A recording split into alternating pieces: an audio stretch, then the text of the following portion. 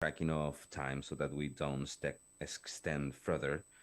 And after those 5 questions, if we have time left, we may have some space because usually what we do in our school is that doctors in the room or through streaming, people, the audience in general, can send some questions so that we can actually have some space for shorter questions and a shorter Q&A session by the general audience.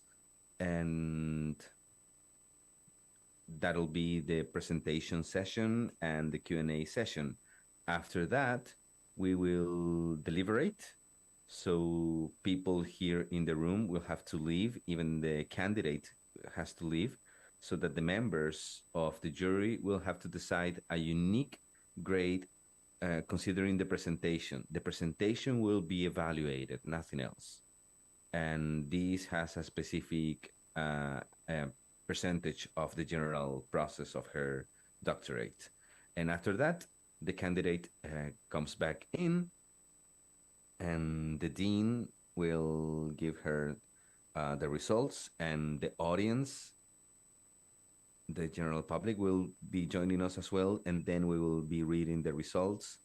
And after that, we will invite the candidate to perform her profession of faith before we end up with the ceremony.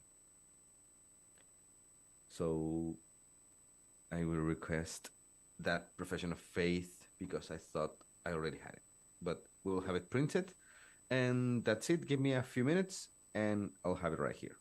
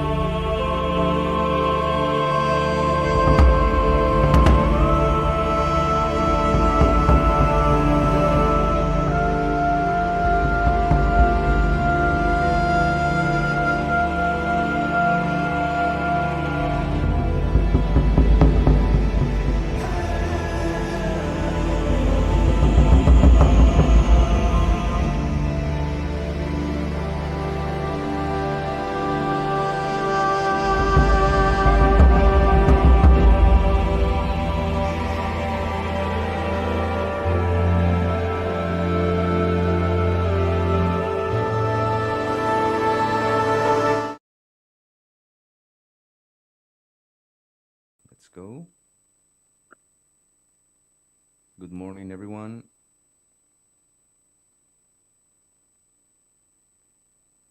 Good morning to those of you who are here with us in this room of the School of Theology, and also to those of you who are following us on streaming.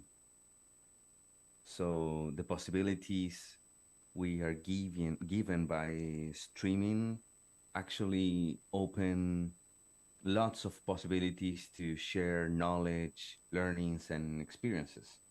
So we'd like to give you the warmest welcome to this ceremony. This will be a defense of the doctoral thesis of Catalina Cerda. The thesis is called Mapping Youth Religiosity in Santiago de Chile, Contribution to the Theological and Pastoral Reflection on Youth and Transcendence. So this defense will be a hybrid defense, as you can see, and it will be presided by the Dean of our School of Theology, Professor Fernando Rios, and also we'll have as members of the jury, we'll have Dr. Joaquin Silva, who is the director of the thesis by the School of Theology of PUC. We also have a Professor Dr. Hans-Georg Siegwert, who is also a director of thesis, full professor of the School of Catholic Theology of the Julius Maximilian Universität of Würzburg, Germany. We also have Professor Dr. Francis Vincent Anthony, who is remotely joining us. He is an external evaluator of the thesis, a professor of practical theology at the School of Theology of the Pontifical Salesian University in Rome. We also have Professor Dr. Virginia Ascuy, who is an internal evaluator of the thesis, a professor of the School of Theology of this university and also of the Catholic University of Argentina. And finally, we have Professor Dr. Johannes First, who is an internal evaluator of the thesis, full professor of the School of Catholic Theology of the Julius Maximilian Universität of Würzburg. So we will start with ceremony with some opening remarks by the Dean of our school. Good morning, everyone. Thank you so much for joining us. I'd like to greet the members of the jury, to the director of thesis, Professor Silva as well, to the different evaluators as well. Thank you so much for your work. I'd like to welcome the different scholars, staff members, students of our school, also to our colleagues and friends, and of course, our dear Catalina. So I'd like to give you the warmest welcome to the ceremony of this doctoral thesis by Catalina Cerda, so that she can apply to the degree of doctor in theology. And we need to highlight that this is the first experience that we have with 2 degrees from different universities of our school. So we really appreciate this, and we appreciate the collaboration we've had with the School of Theology of the Julius Maximilian Universität of Würzburg in Germany. And just a short presentation of Catalina's career. Catalina studied theology and a master's degree in theology in this school, and she started studying in 2001 when she applied to our major in theology. In 2007 and 2008, she conducted a master's degree in government and society in Alberto Hurtado University, and she had a thesis called Good Christians, Good Citizens, an assessment on the contributions of the pastoral youth to citizens' education for the Catholic youth. Between 2015 and 2017, she came back to this university to have a master's degree in theology, and she was specialized in fundamental theory with a thesis called the empiric theological method and its potentialities for theological studies and religious experience in general. Contributions by the Johannes van der Berg model. In 2018, she started her PhD in theology under the direction of Professor Dr. Joaquin Silva in our school, and also by Professor Dr. Hans-Georg Sievert, who is joining us here as well. And right now, I'd like to wish Catalina the greatest of all successes, and also to the members of the jury, I'd like to wish you lots of wisdom in their evaluation. So thank you so much, Dean, for your kind words. And well, after these opening remarks, we will start with the presentation and defense of the thesis. So you have in your hands some headsets and receivers. So whenever you are listening into English, you may be putting those headphones on. And on YouTube, you're also receiving the signal in English and Spanish. And okay, so we will continue with the presentation. And in order to improve image, maybe we can reduce to 1 and have a full screen right now. That's it. Thank you so much. So that you can better follow the presentation in this room. Good morning, everyone. Thank you so much for being here. And also to those of you who have connected to the transmission. And I'm very happy to present to you a general overview of my doctoral research. And for this purpose, I have prepared a presentation. So if you please could click on it, so I can share with you the structure of this presentation. So first of all, as an introduction, I will briefly explain my research topic and its theological relevance. I will also say a few words about the guiding concept, and then I will explain the objective and the general research questions. In a second moment, I will offer a panoramic view of the empirical moment, both in its design and execution. And finally, I will talk about some of the theological and pastoral reflections that I present at the end of my thesis. So with nothing further to say, I will begin with the introduction. So as the title of my thesis, Mapping Youth Religiosity in Santiago de Chile, already announces, the central topic has been the religiosity of young people in Santiago. The motivation of this comes from my own working pastoral experience, especially when I worked with the youth care of the Catholic Church in Santiago, and the desire to contribute to a richer and updated pastoral reflection. The underlying conviction of this was that the church was not being able to see and understand the complexity and plurality of the religious experience of young people, even of those who actively participate in ecclesial communities. Aside from that, when I started my research, the church was preparing for the 15th General Assembly of the Episcopate in Rome, dedicated precisely to reflect on young people, faith, and vocational discernment. In the same context, the Church of Santiago celebrated its 10th synod with the desire to address the same topic from its particular context. Now, a review of the preparatory and then post-synodal documents revealed that although the intention was right, the Church was still having a partial view of young people faith, focusing, as recognized by the Synod Fathered, focus it on young people who were active members of ecclesial groups, with the risk of considering them as representative of the entire youth world. However, this is restrictive and at the same time problematic, both from a conceptual and empirical perspective. First of all, while identifying faith with ecclesial participation, which is, of course, imprecise. The second case, this approach seems to avoid considering some transformation of religious affiliation in Chile, especially in young people. Actually, adherence to Catholic Church among 18 to 29 people, aged people decreased in 25% in 2006 and 2019, reaching over 35%.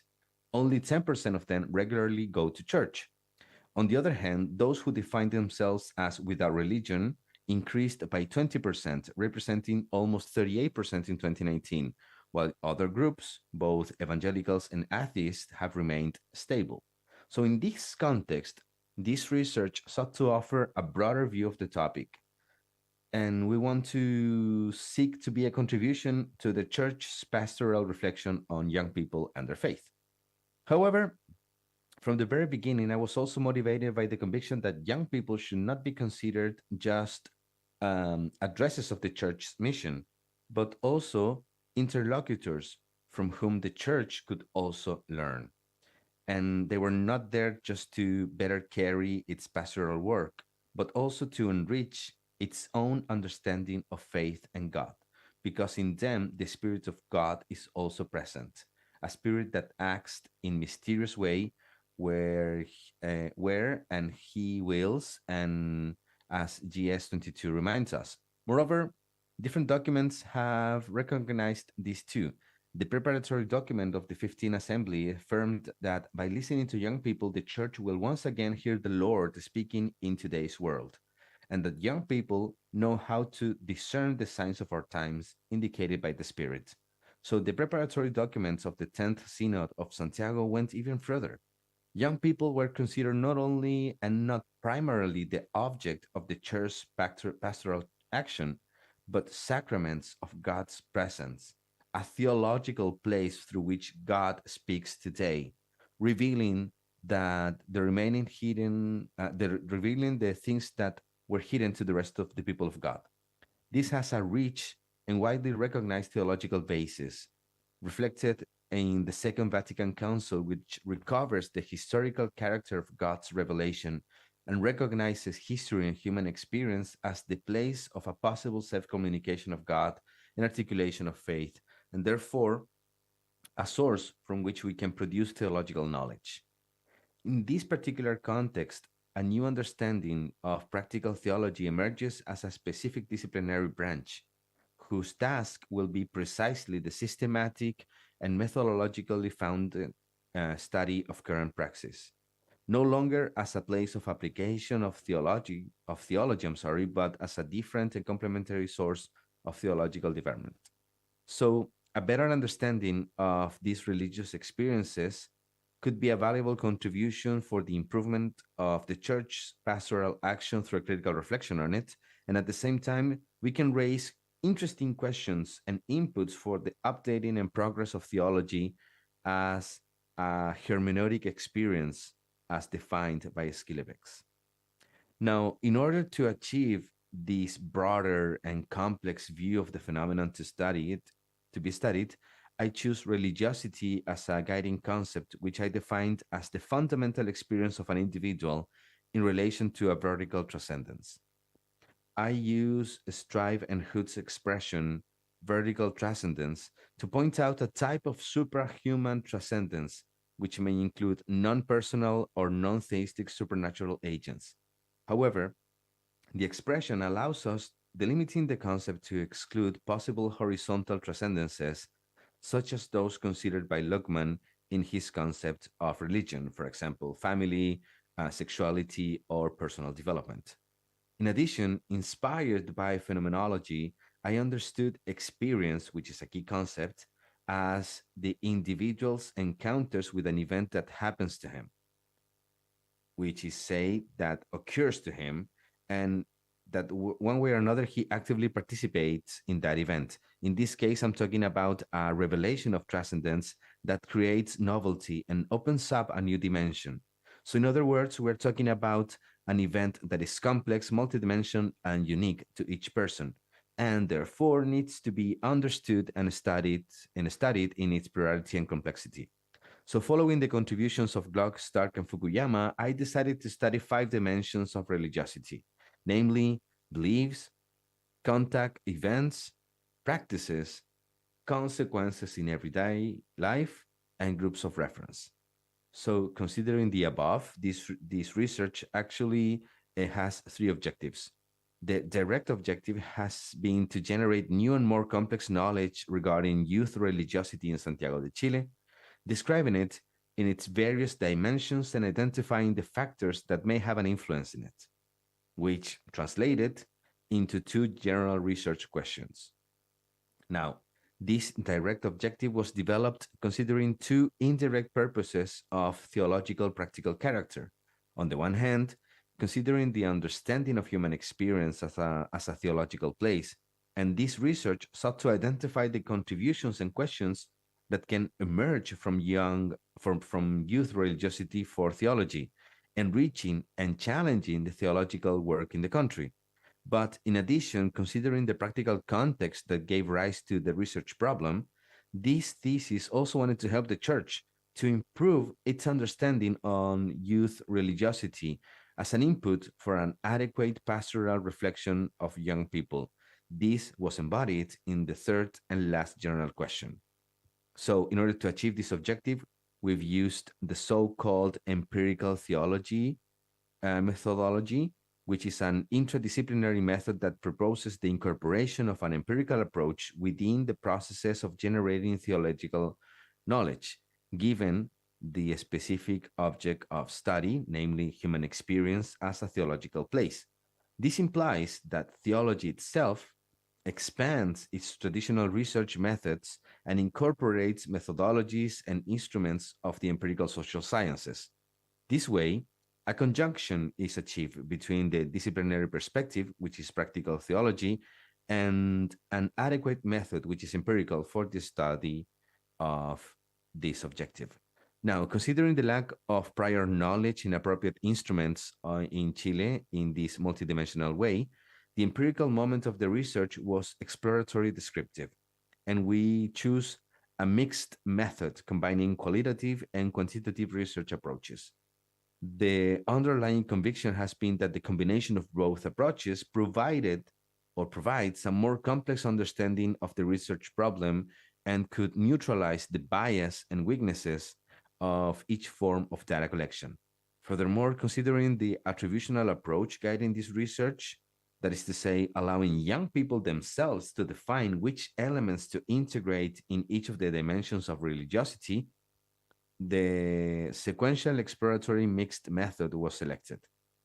This method is a design in which the researcher begins by first exploring the field with qualitative data collection and analysis, from which a new instrument is constructed.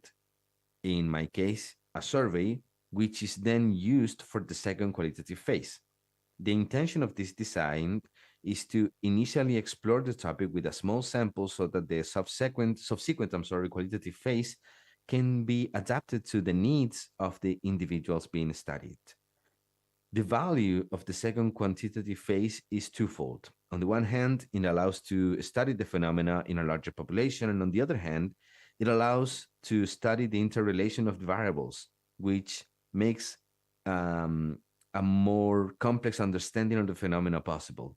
So we're talking about the sample, and we have young people, high school students, 15-year-old, male and female, contacted through non-confessional and Catholic schools within the greater Santiago area.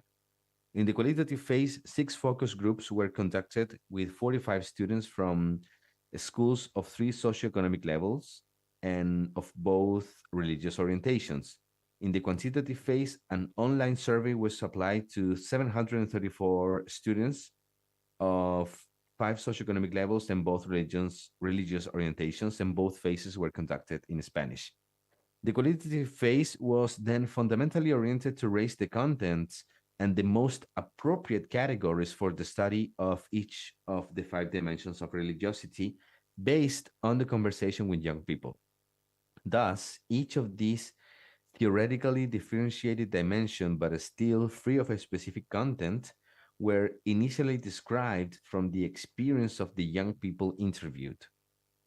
I tried to give at least a minimal idea with this slide about this, in which you can see the main categories that emerge during the first qualitative phase.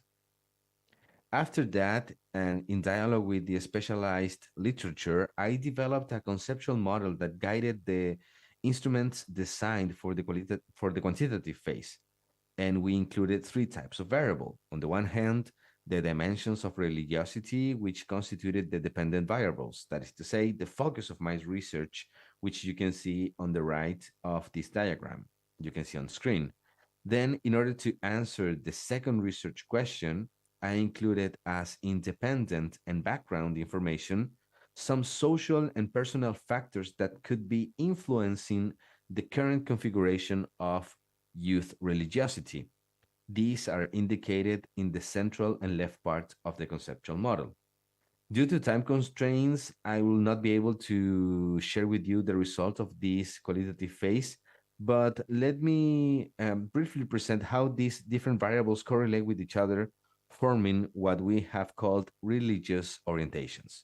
On the one hand, we see the formation of a first religious orientation classified as Christianity based, which is made up of several variables that reflect a still relevant, although certainly modified presence of Christianity among young people in Santiago. These include, for example, belief in life after death and its understanding as an experience of communion, the belief in God and a positive image of Him, the belief in Jesus and the deceased relative as protecting angels, the belief in efficacy of prayer, events of contacts with divinity, the performance of traditional and popular religiosity practices, a high relevance of religious beliefs and practices, and also some higher levels of participation in relevance of religious groups. It should be noted, however, that this first religious orientation does not include the belief in the resurrection, as it did not correlate with the other items. Regression analysis also identified that for this first religious orientation, traditional socializing agents such as the family, particularly the mother, and religious practices at home, as well as a school religious education, still play a fundamental socializing role. A second religious orientation brings together this time in the following variables: belief in reincarnation, immanent powers and other higher beings or powers such as energy or evil spirits, contacted events with deceased people, whether known or unknown, the performance of alternative practices such as the use of amulets or horoscope reading, a greater relevance of religious contacts events, and tendency to consider more relevant non-religious groups, which also correlates with having negative attitudes towards churches. Moreover, this second religious orientation shows an apparent autonomy from traditional socializing agents such as family and school, since their role as predictor is, in this case, irrelevant. On the other hand, some individual characteristics, such as being female or having an extroverted personality, are more visibly related to the development of this religious orientation. For this reason, and following De la Torre, I have called this orientation as emergent, thus highlighting its relative novelty and autonomy regarding the hegemonic religious tradition, which is Christianity, and its capacity to incorporate elements that come from cultural matrices other than the Western Christian one. However, it is essential to remember that these two religious orientations are not entirely exclusive and do not appear in a pure form. Both are present among the young people of Santiago. Finally, I will start on the third part of this presentation where I share some of the theological and pastoral reflections that can be proposed. I will start by showing these words of Pope Francis. We're reminded that the empirical moment in which I try to describe youth religiosity is not only the expression of the divine, but also the presence of God in our history, and therefore a theological place that needs to be discerned and deepened. Thus, what was addressed in this empirical moment is not a mere prolegomenon or a pre-theological moment, but a first descriptive and analytical approach to the encounter between the people of today and the transcendent. Who is actually capable of listening can find in it a place where God speaks to us. Therefore, although not the only ones, theologians are called to scrutinize our history and to recognize in it the voice of God, who is not a silent God, but on the contrary, a God who continues to speak and who continues to challenge us to understand our life and our faith. So, inspired by this, I will begin with a fundamental aspect, which is still the strong presence of the religious among young people.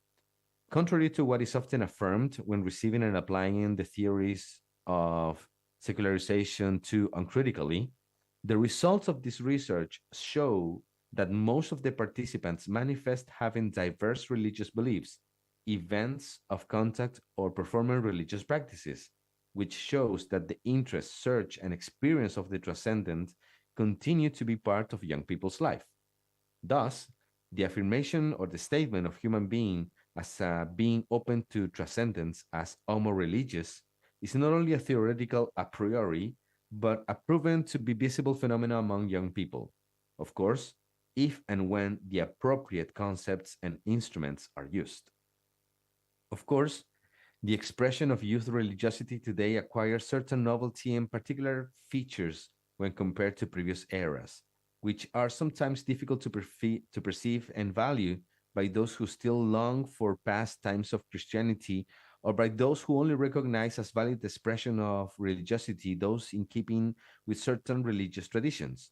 However, youth religiosity, despite the fact that does not fully meet the traditional criteria used to define and observe religion, it does not seem fair to say that the religious theme has diminished or is about to disappear. And in this sense, I believe that using and applying classical theories of secularization developed mainly in a Western European context could be misleading in Chile. Of course, here and there, there's a weakening of Christianity as an hegemonic religious tradition. However, Latin America has a different religious substratum connected to its pre Hispanic and colonial history, which offers possibilities and leads to different paths in the religious landscape with less institutionalized and highly interwoven expressions of religiosity.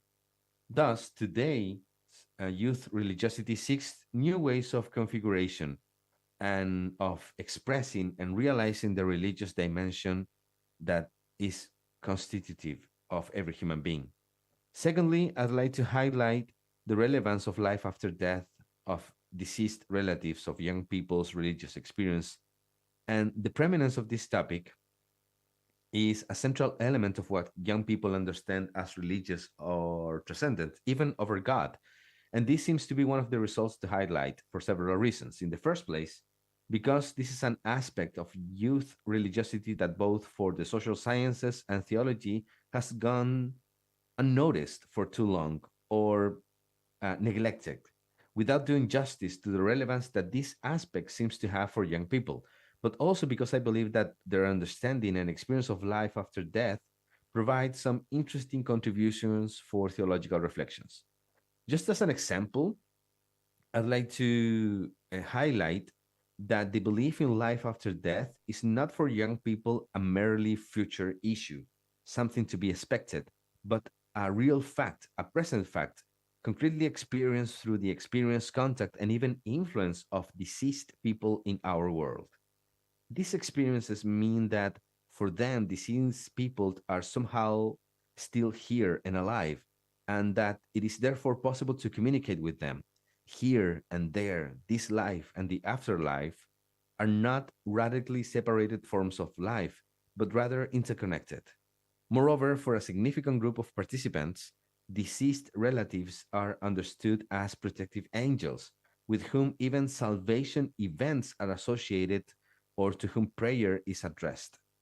The above may seem may be elements that could help theology to concretize its understanding on the present dimension of eschatological events such as the kingdom of God. So that way, we will allow people to identify and experience these events in the daily life. Thirdly, I'd like to return to the double differentiation that emerged within youth religiosity, which we called religious orientations. The first one is called Christianity based, and this shows a presence of Christianity among young people with some specific characteristics. Thus, one of the phenomena that becomes visible again from my research is the strongly the institutionalized and individualized character of Christian faith in Chile. Christianity without church, we could call it. This fact, of course, is not a totally new phenomena, but a process that has been visible in the country since the 90s. However, the process of religious deinstitutionalization and the strong decline of Catholicism took more pronounced characteristic since 2010, when one of Chile's most controversial cases of sexual, financial, and conscious abuse came to public. Unfortunately, this was not the only one. Dozens of cases and hundreds of victims of abuse have been known in the last decade, making palpable and undeniable the crisis of the church. This way, thousands of young people view church in distrust. So one wonders to what extent the crisis of the church has not even fostered the phenomenon of the individualization of faith, insofar as the church, a community that would be expected to offer a safe and nurturing space to develop faith, has not fulfilled this task. On the contrary, believers have found themselves deprived of such a place, leaving them no choice but to subjectivize their faith if they do not want to lose it altogether. Thus, the religious individualization of Christianity is one of the greatest challenges of the churches today. And this could no longer be understood as an external challenge, but also the result of the church's inability to offer safe and adequate institutional places for the development of faith. So, theology is called to reflect deeply on the crisis, the causes, and also to find a way to solve all of this so that the church can once again be the sacrament and sign of the encounter between people and God. Another theologically challenged phenomenon within Christianity in our country has to do with the belief system.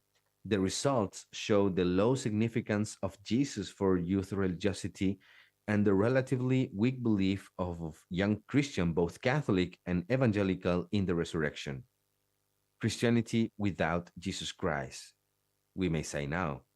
Although it is very likely that this is neither a new trend nor limited to the younger generation, since the low belief in the resurrection is also visible among adults.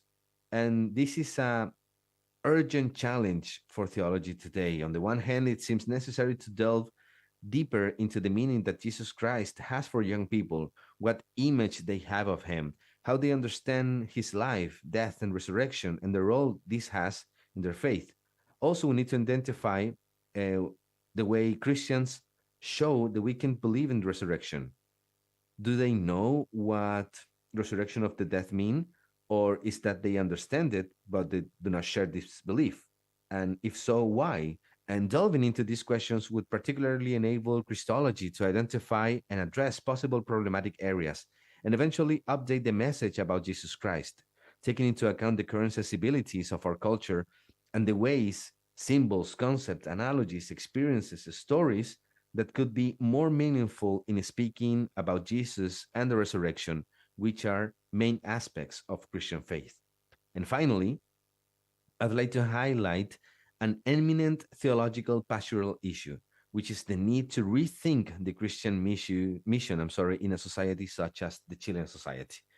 In fact, it seems quite evident that Christianity has become less meaningful for an important group of young people, as explained by the second religious orientation classified as emergent. In Chile, we observe the growth of a group of the population that some called post Christians, either because they once adhered but then abandoned the Christian faith, or because they are young people who have grown up in a society where Christianity is still culturally very present. So its elements are not completely unknown, but are not personally significant to them. If we add to this that family religious socialization, although it continues to be the main means of transmission of the Christian faith, does not occur in a one-to-one ratio. And this means that each generation becomes less Christian than the previous one. And in this sense, it is quite clear that part of the country's youth worlds can be considered as mission lands. Therefore, I believe that the Chilean church, aided by theology, has the challenge of thinking in depth about what it means to go on a mission in a society like the Chilean one, which is moving towards a kind of post Christianity. How to announce in a meaningful way a new fervor the good news of Jesus Christ and the kingdom inaugurated by him in a society that distrusts the church, in a society that, although understand the message or knows the message does not adhere to the message, and it feels attracted by other religious traditions. And these are complex questions, particularly because of the novelty of the challenge and the difficulties that both church and theology have had no answer, not only in Chile, but also in other countries. But I believe that it's fundamental to raise the question that this type of missiological reflection is needed.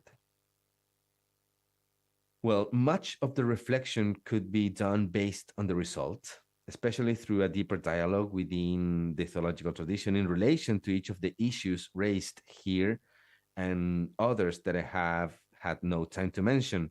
What I have now presented is a first step, and as practical theologians, we are ought to take offering a systematic methodological grounded knowledge of current religious practices so that it becomes a valid interlocutor in the hermeneutical dialogue that shapes theological work, so that lived religion becomes part of the conversation. However, the dialogue does not end here. On the contrary, it has just begun. Thank you so much for your attention.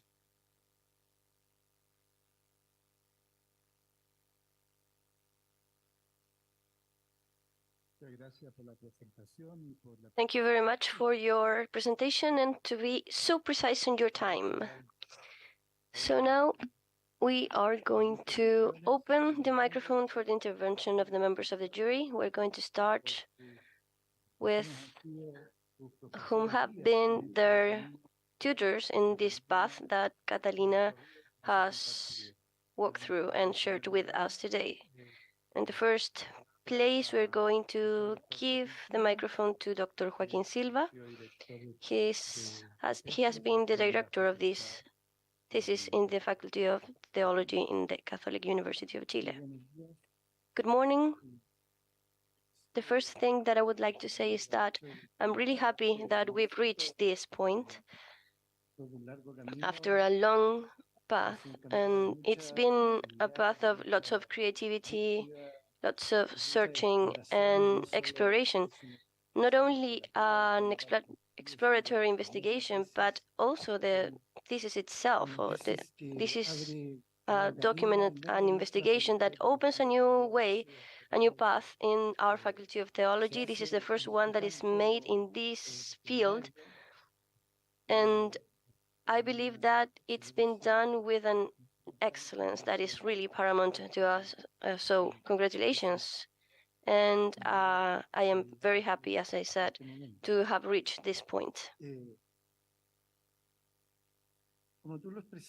As you said, this work has central point, aim, to generate new theological and pastoral knowledge regarding religiosity of the young people here in Santiago. You declare this aim in the abstract of your dissertation, and I think it has two sides. The first one is the empirical approximation from the young people, which is the central point of the thesis, and the second is the theological reflection of that experience that you situated in the second part of the title of your thesis. So how these two things come together without confusing, without being mixed somehow. That was the main challenge of this research.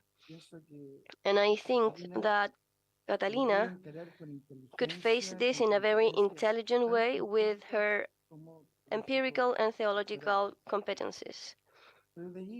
But from that, I also have another question that I would like to pose that is related to the approximation that you do to youth religiosity, understanding that this approximation, if you want to make it, if you wanted to study, to know the religion viewed from the point of view of young people, it admits different possibilities, but you chose the empirical way. Maybe you can tell us what are the advantages from your point of view that this approximation has regarding many, maybe other possible things like the maybe something that you can recognize through art, through music, cinema, maybe literature. that may also be a source for knowledge of that experience. When you chose this empirical way, what are the possibilities that you considered that were open and maybe in some cases were similar or different from other possible ways to look at the richness and complexity that this experience has, the religious experience has? Thank you very much for your question. It is very complex because it gathers together lots of issues. I'm going to try to be precise. Maybe I will start highlighting the idea of like we as practical theologists have the study of the uh, current experience, religious experience that can be expressed in many ways. So the way that were mentioned in the questions are expressions of this religious experience today through arts, through culture, literature, etc. And in my case, I chose this view, empirical view, because I think it helped me to be more specific in answering my question. Because in the contact with youth, with young people, I perceived that something was changing, and we were not being able to see this. So since I had that aim, that was my objective, to be closer to that religious experience as the young people lived and understand and verbalize, is that the empirical method was developed by the social sciences and was also part of the theological world, was the most appropriate to view my object of research.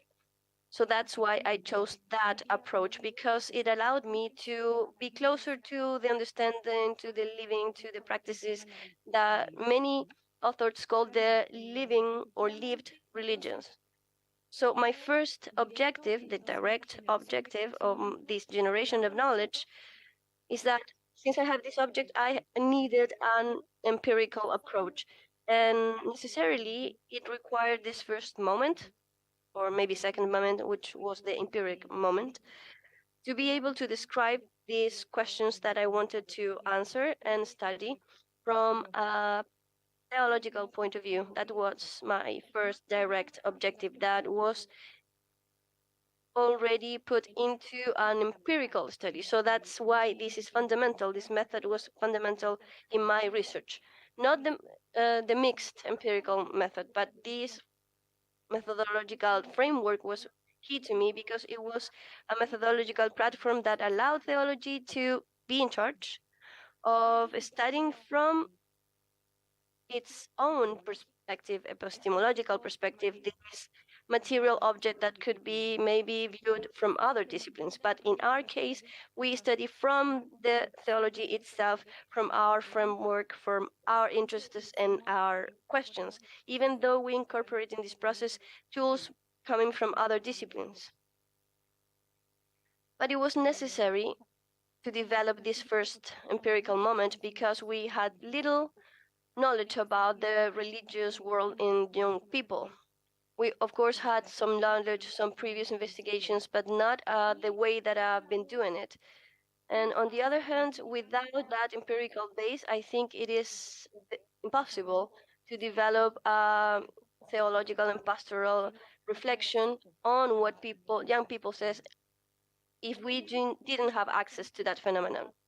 And maybe we interpret from some other points of view. And from my perspective, maybe there is a juxtaposition between the disciplines, and we cannot really recognize the richness, and we are not able to develop pastoral and theological reflection properly if we do not participate on this generation of knowledge process. Thank you, Kata. The second question is related to what you called in your presentation the concept, the leading concept of your investigation, that you call religiosity. So can you tell us why you chose this concept instead of religion or maybe faith?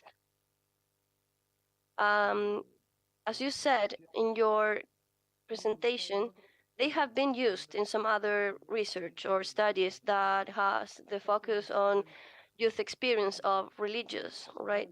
So you called this religiosity and you explained it. And I wanted to ask, what is the advantage of using this concept compared to other concepts in other studies? Maybe they are more traditional. Yes, in fact, I of course read some other concepts and I studied them, and I started by faith, which is the one that the church starts. And but as you know, and many of the people here knows, the concept of faith has a meaning and a semantic field that goes from the theological point of view to a relationship of mutual in exchange between human beings and God. So it's very specific on the way of understanding the transcendent and the way that you relate to what is transcendent, and that was very restrictive for the plurality uh, of the views that young people have of religiosity that I was already perceiving from my experience. So I thought that maybe if you had a concept to help me to help in this, maybe seeing the theme in a more broader way, this will be more appropriate. So the concept of religion traditionally used to see this issue, even though it has a very rich tradition in theology and philosophy, and also sees this relationship with the transcendent, the individual and the transcendent, and their expressions of the different institutions and societies, has in the last centuries a very important focus on the institution, right, of this relationship, the what is institutionalized, not only in the academic discussion, but even in day-to-day conversations. It has this emphasis, maybe this bias, we could say, that has to do with the institution, and to use this religion concept could lead me there to this perspective that was very institutionalized, or maybe religiosity or religion oriented to the relationship with the church. And since I showed you the data, it was very, very restrictive to use a concept like that. So religiosity was the more broader concept because it speaks about the experience with the transcendent. The concept was very complex and gave me lots of possibilities to these multi-dimensional aspects, from the praxis, from the sensitive side, from the and the cognition side, and it allows again to talk about this concept of gods and deity, and it allowed me to recover maybe some aspects of religiosity, as you saw in the empirical moment that was more complex. And the concept of religiosity included, from what other authors have worked with it, different ways of measuring or being mediated by the institution or less mediated by the institutions. So this concept gave me the possibility to have a broader view of the phenomenon.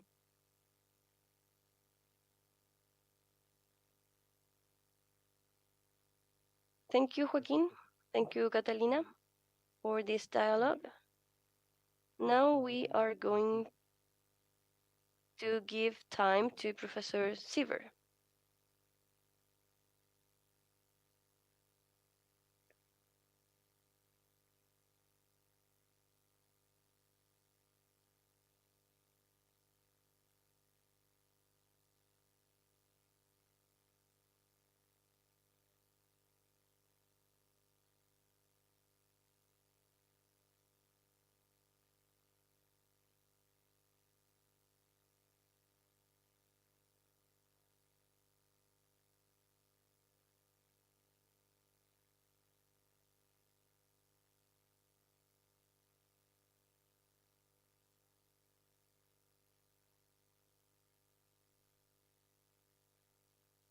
maybe for an audience that is not so familiar with empirical research.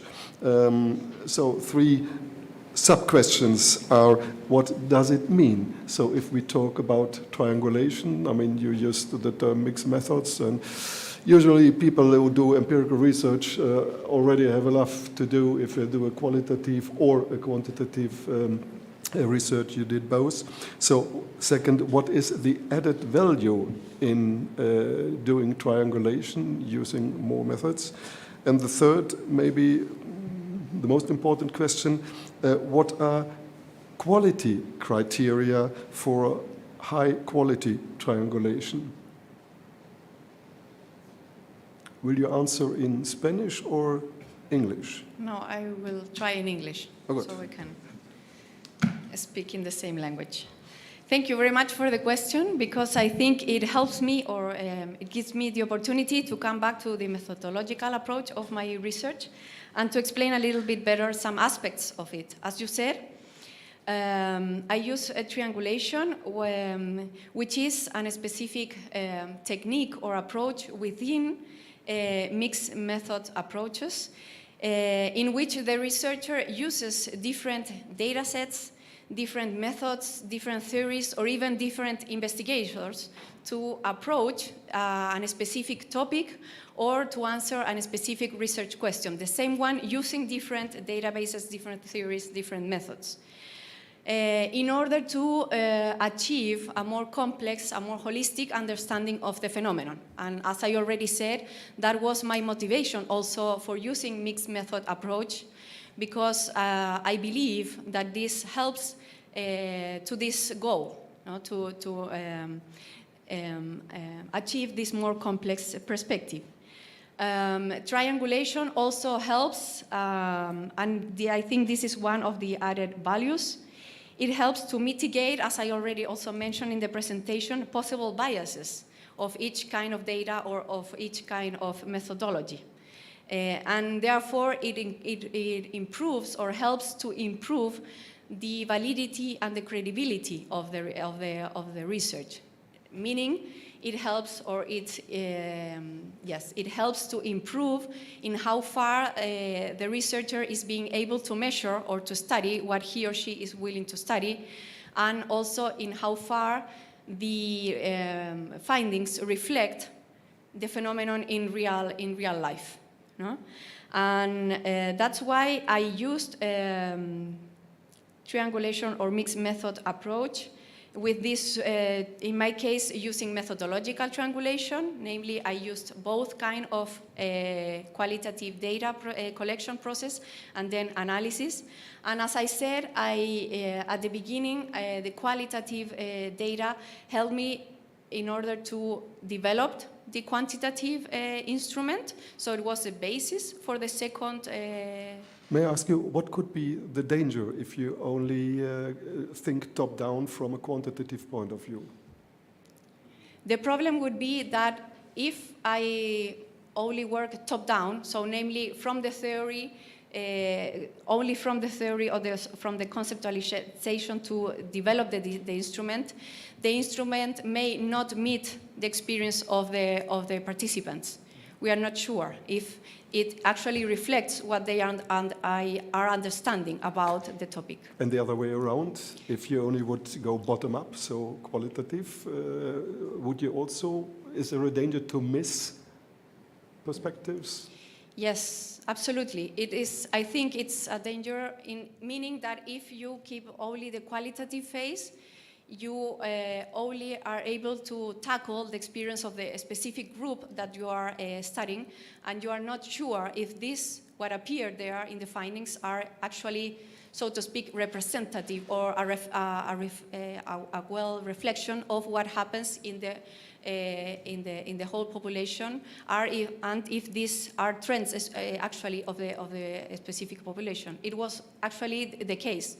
In my qualitative phase, some findings were very important for the group of youngsters which I talked with, but then in the quantitative phase, I saw that these were also very particular experiences, and they didn't reflect the youth religiosity in the bigger sample. So it is really important and value this triangulation, not only in a subsequent way of doing triangulation, but also then bringing together both kind of data, because also the qualitative results help me to interpret the quantitative results and to give them more content, so to speak. And the criteria of quality, you have some ideas what it could be, or what you, let me say, did in your research? So what is most important then if you triangulate? The most important, I think, a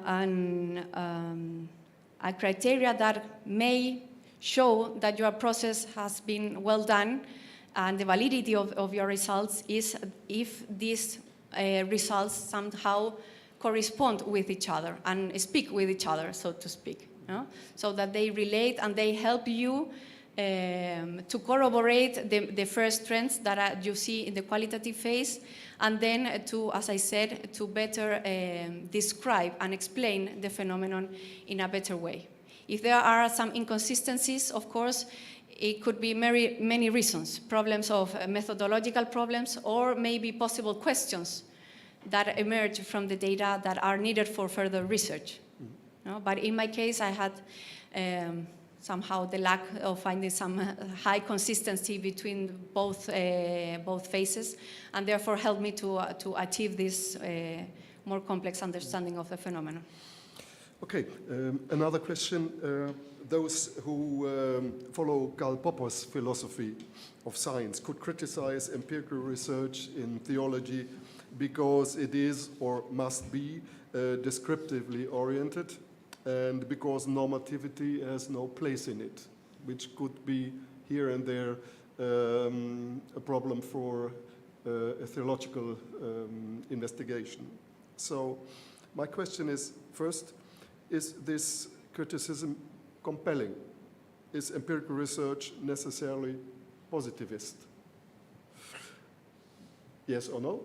If no, how do empirical and normative, the empirical and the normative relate to each other in empirical theological research, and what is its place, where empirically normative? And maybe the third, do even empirical data as such perhaps have a normative content? I can repeat it later if the three questions were too much now. They were, but I will try to answer them, and if not, please, we have 9 minutes. You remind me if I forget something. So, general topic, normativity and empirical research, how they come together, if they come together. I would say, to the very specific question, if empirical research is only understood as positivistic, I would say no.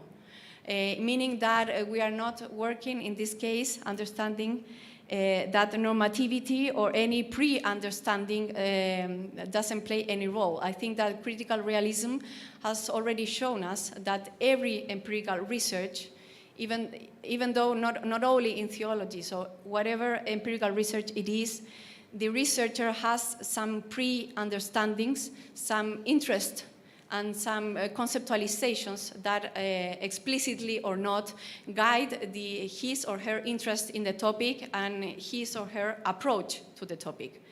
Therefore, it is very important in the context of discovery, when you start and you make explicit the problem of research, to make explicit this pre-understanding, these pre-assumptions regarding the topic, also your interest as researcher, because it is in this way that normativity, your normativity as researcher, plays a very important role, not only as pre-judgment, so to speak, but as a condition of possibility of doing research. Because if not, how do you approach a topic when you're totally in blank, so to speak? No? And therefore, normativity, it's connected also for empirical research when the researcher is defining the research topic and making explicit the theories or the pre-understandings that used to approach the topic. And then they come back together, again, normativity and empirical research, when the researcher analyzes the collected data. When bringing back the empirical data to the discussion in the context of the theoretical framework. Then these empirical data come into dialogue, into the conversation, and bring new understandings of the theories or understandings or pre-assumptions of the researcher and of the topic of research. In my case, in youth religiosity, I had a pre-understanding, a theoretical differentiation between dimensions, but then with the data, I came back to it and showed how it is expressed. I mentioned that actually these dimensions were or helped us to understand the youth religiosity and how, and the empirical data helped me to offer a new understanding of the topic. No? And then, therefore, in this final stage, normativity is expressed, so to speak, discursively, with a new understanding, a new theory, a new conceptualization of the research topic that you're willing to study. Yes, and then regarding the normative or the normative quality of this kind of research, for me it is very clear, and that's why I underlined it during my presentation, that if we take seriously what we say about the presence of God in current history, even outside or besides the institutional limits of the church, it is very important to understand and to value that empirical research and religious experience, current religious experience, have some kind of normativity for theology, insofar it is a place in which God's self-communication can be found. And if we take seriously this kind of statements, I think that for us it is not optional, theology. It is not optional for theology to consider or not lead religion. It is mandatory. And we should take this into the theological reflection and in our normativity, meaning in this new understanding of even of our Christian tradition, understanding tradition also as a lived process, not as a close one. Okay. Last short question. If you integrate, and you called it the intradisciplinary approach, so if you integrate empirical designs, methodology in theology, does this attach theology in a different way, more worse, more good, or in a different way than, let's say, semiotic methods in exegesis, historical analysis in church history, or historic critical approaches in exegesis? So do we speak about a different area of theology then if we use empirical, or is it just a method next other methods we are still using in theology, although we are more familiar with other methods at the moment than empirical studies? Mm-hmm. I would say the second. So it is another way of intradisciplinarity within theology. Interdisciplinarity, as you mentioned, is not something new for theology. I would even say it is the characteristic of theological methods. They are, I would say, most of them, or even all of them, somehow intradisciplinary, meaning that they bring into the generation of knowledge other instruments and methods that have been developed by other sciences. And they incorporate it, as you say, in the different examples that you mentioned. So biblical theology, systematic theology, patrology are working with different disciplinary approaches that are incorporated within the process of theological generation processes. So I would say this is a different method that is included, a different science that is included, but the interdisciplinarity is not new for theology. The alarm shows us that we have to stop. I could keep talking about it the whole day. Thank you. Gracias, Catalina. Y ahora Le vamos a dar la palabra Now we are going to al give the profesor microphone Francis Vincent to Anthony, Professor que Francis es evaluador Vincent externo de la Anthony. tesis, o sea, no es ni de, Is an external evaluator ni de of la the facultad presentation. aquí de la He does not belong to our university here in Chile or Pittsburgh. He comes from the India, and he's been a professor for a long time in the University Salesian University of Rome.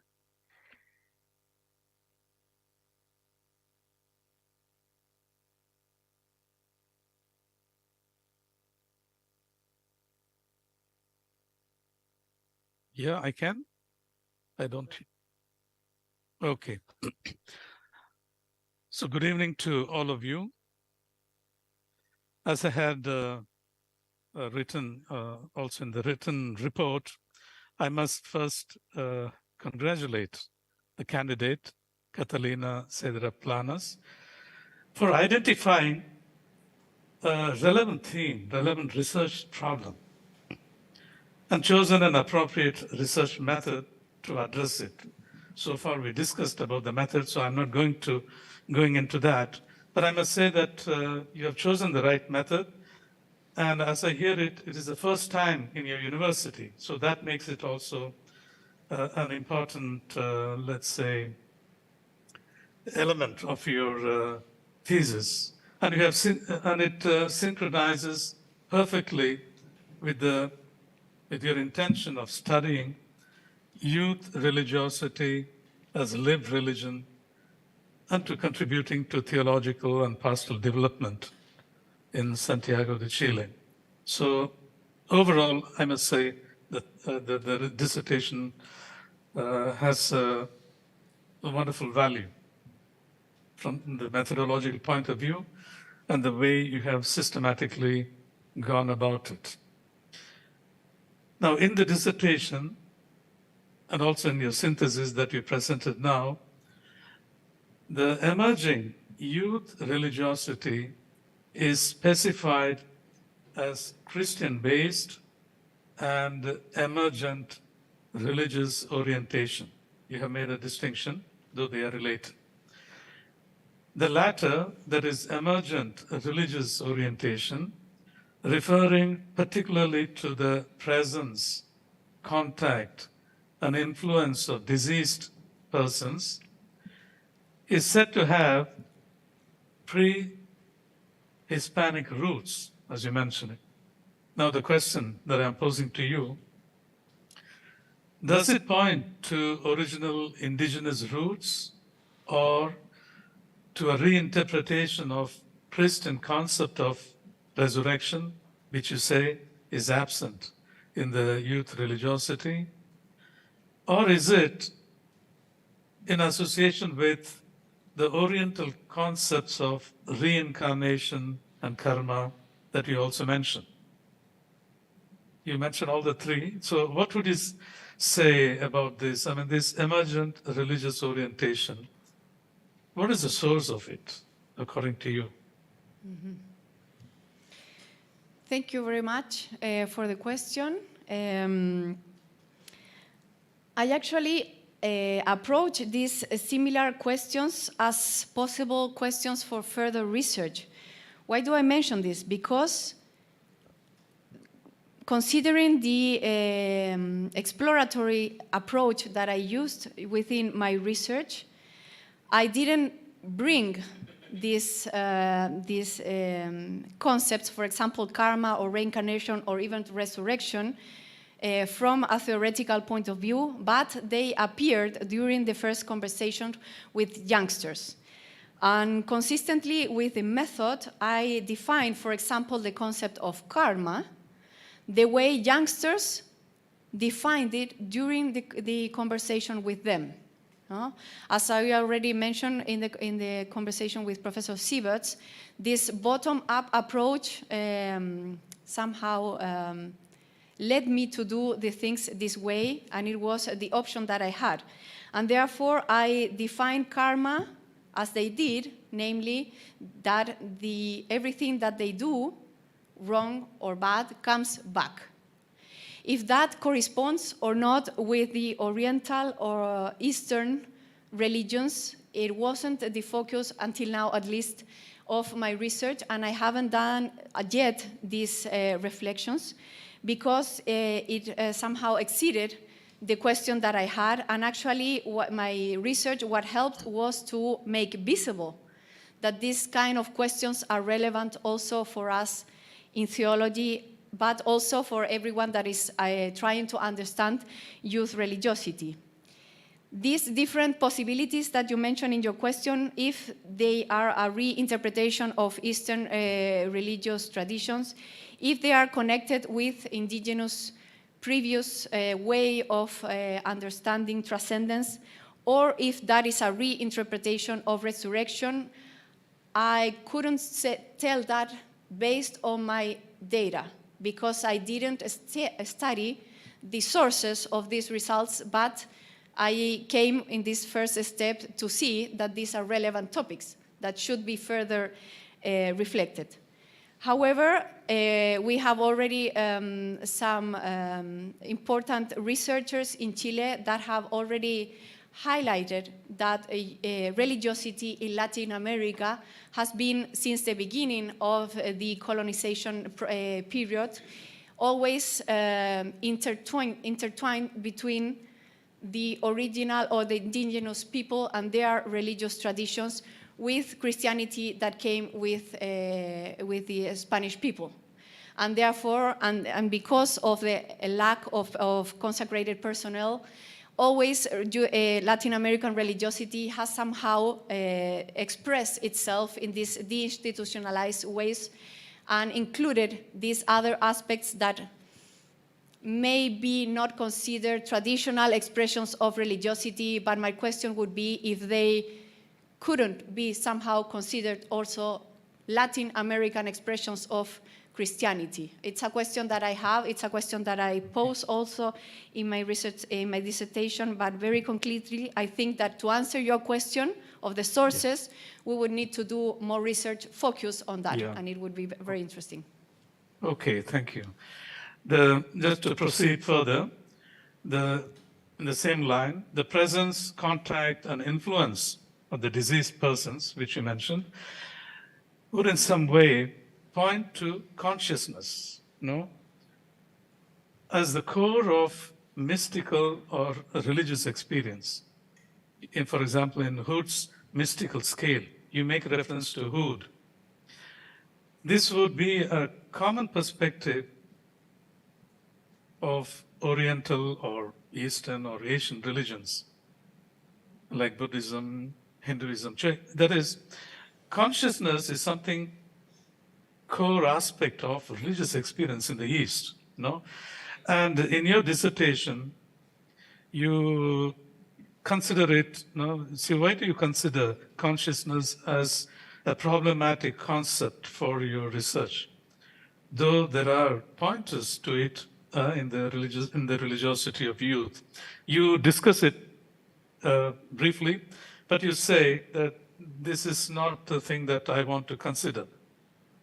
Why is it so? Because in the rest of even the Western researchers like Hood and others, they would consider the religious experience, the core of religious experience, can be traced to the consciousness of persons, without which you don't make an experience. So what would you say? Why consciousness is not so very relevant? It looks as if, from your comments, is not so relevant to your research or your idea of religiosity. Mm-hmm. Thank you once again.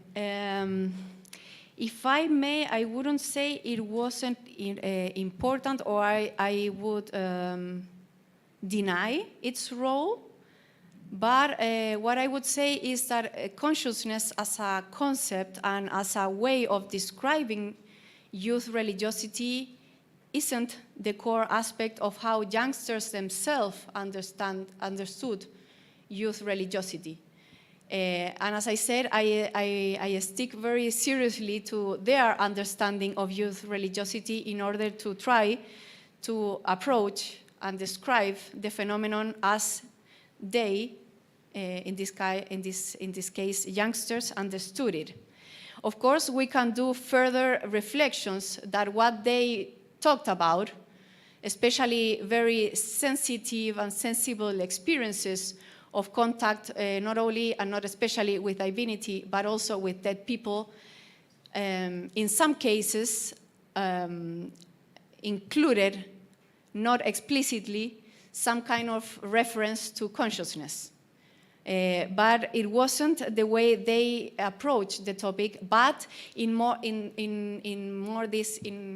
this sensitive feeling way of describing religiosity, which I found very, very interesting and novel also to the specialized discussion regarding religiosity. Because as you said, regarding this aspect of religiosity, mystical experiences are usually, not always, are usually related to very extraordinary type of contact events with divinity, but this other way of feeling the presence of dead people, for example, in rooms where nobody is there, or even when they are dreaming, wasn't present in the literature I had the opportunity to review, and therefore I found it a very relevant contribution to the discussion from the perspective of Latin American religiosity. And I would say a core aspect of Latin American religiosity would be actually this sensitive, emotional, even festive way of understanding religiosity. And that's why I didn't go further or deepen in this concept of consciousness. But it wasn't any pre-understanding against that.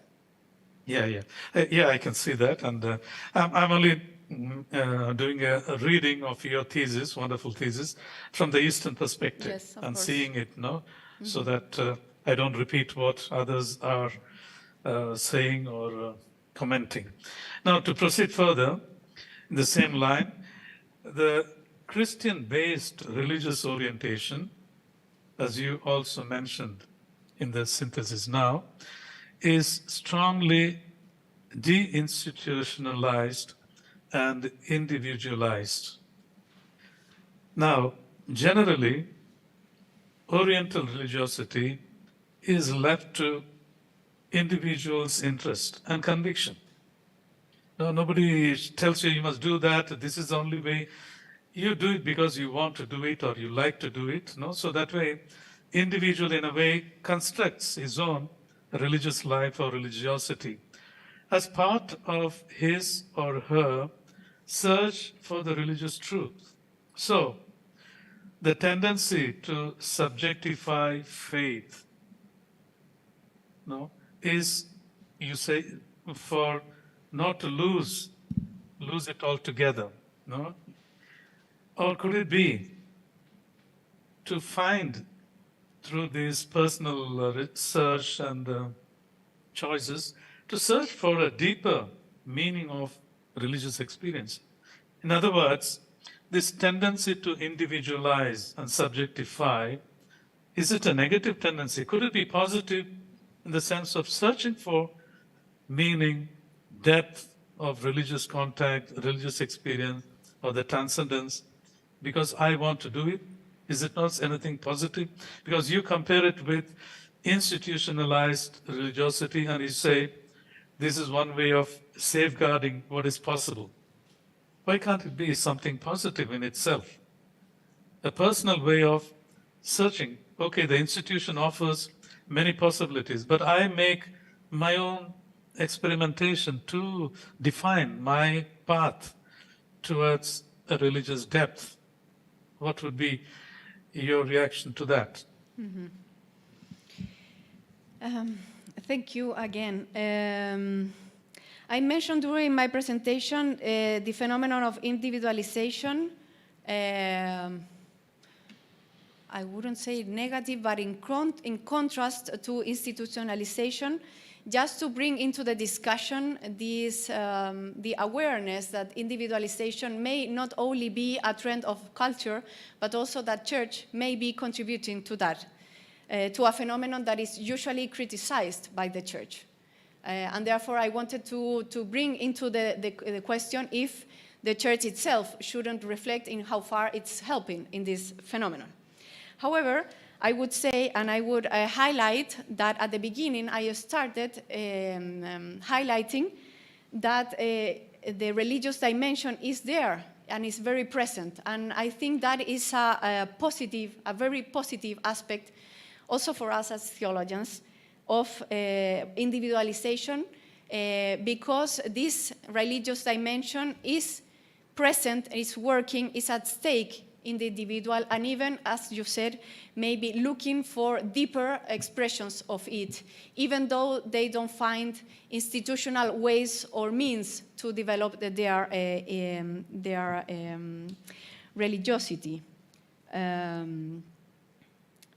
However, I would also say that even within the Christianity-based religiosity, I wouldn't say is absolutely a subjectivized individual version of it, because if it were the case, no religious orientation within a big sample would have emerged if it were so too subjectivized.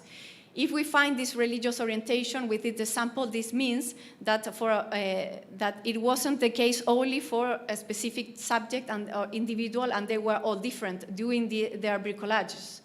There is somehow a common religiosity that has something to do with Christianity, and very important, it is still connected with religious socialization, which means that other agents are still influencing it, and it is not only something of the individual. Okay. Yeah. We're on I time. heard the bell. Can I just close it with a sentence? Yes, for sure. Yeah, okay. So with the mastery and conviction, as you showed now, and enthusiasm shown in this dissertation, the candidate is certainly well equipped to make further qualified contributions in the field of empirical theological research in general, and more specifically with reference to youth religiosity. Thank you, and all the best. Thank you, Francis Vincent. Thank you.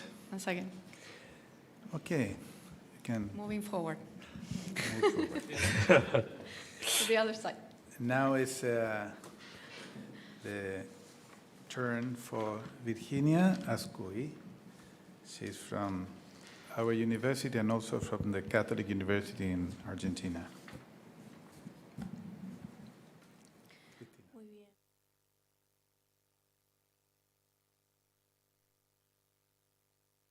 Good morning, everyone. First, some words on your magnificent work. It is very original, especially regarding the geographical context that you selected, but also related to the methodologies. And regarding this, how you manage this scientific method is really important, especially for theology related to disciplines that are not theological. And for the same reason, it also shows the importance of the dialogue in theology, especially with the chapters that have the content of the two empirical phases.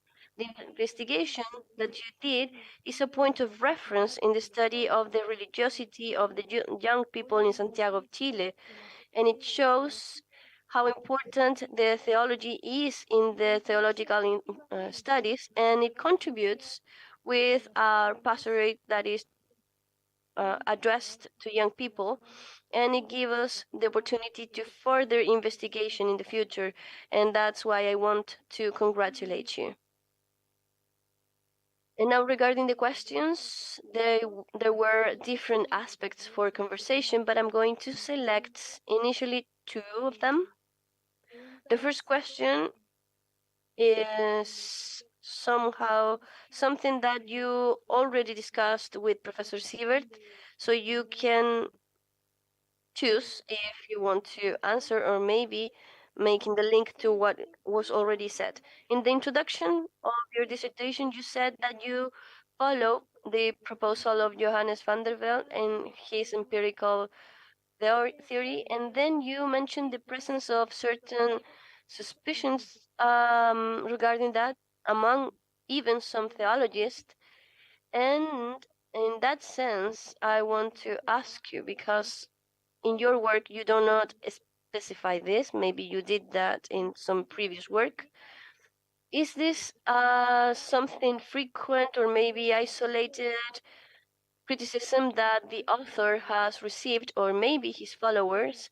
And to what aspects in particular this criticism or suspicion that regarding the empirical theory? And then, since you applied this method in your doctoral thesis, do you believe that you can reflect now maybe a more accurate reflection of your the strengths and the weaknesses in this method that was proposed? Thank you also, Virginia, for your question. I would see two lines here in the suspicion of what I perceived. One was mentioned by Van der Ven in one of his texts. He starts addressing this criticism from a supposed and possible positivism, as Professor Sievert said, regarding the empirical studies, and somehow it wouldn't be compatible with theology, given this strict or supposed strict positivism that has to do with the preassumption that it will be based on classical empirism, where it's said that only what can be proven through the scientific method and the senses is true.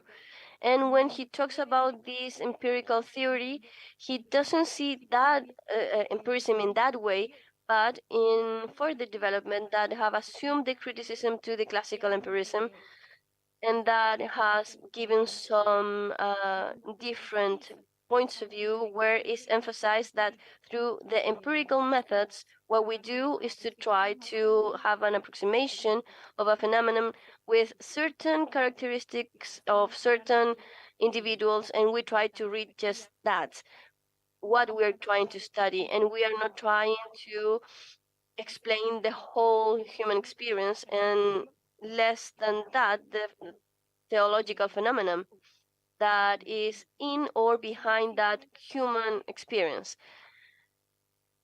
We maybe take one of the points of view and study this in depth with the empirical method. And Van der Ven also takes from this tradition, this empirical tradition, and also for hermeneutics. And he is inspired in Ricoeur, for instance. And in that sense, it's important to remember that empirical theory is a methodological bet, as it is denominated, is previous to the specific method. This is a proposal of theory or methodology. This is an epistemologic proposal beyond the fact that you use mixed or maybe qualitative or quantitative methods. This is not the point. The point is that we require for the object of study an empirical approach. And then, depending on the particular item that you want to study and the questions that you want to use, we will define which is the method, qualitative, quantitative, or interviews, etc. And then the second suspicion that I have perceived is that maybe themes like this are something that is only religious sociology, and it seems that like the empirical theologies still have to defend the idea that this is theology and not only sociology. And I think that the empirical theory, as Van der Ven proposed, and how I want to show this from my dissertation, this is far from being sociology of the religion, because it is a process of investigation and